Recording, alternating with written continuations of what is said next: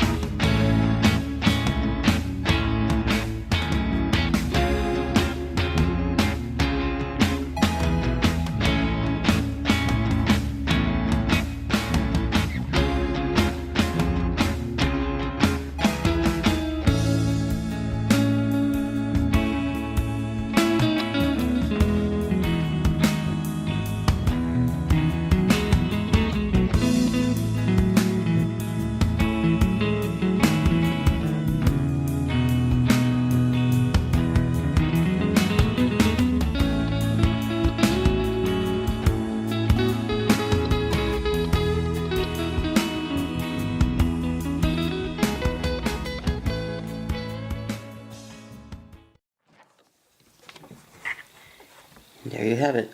Almost 3 minutes and got it fully assembled. There you go.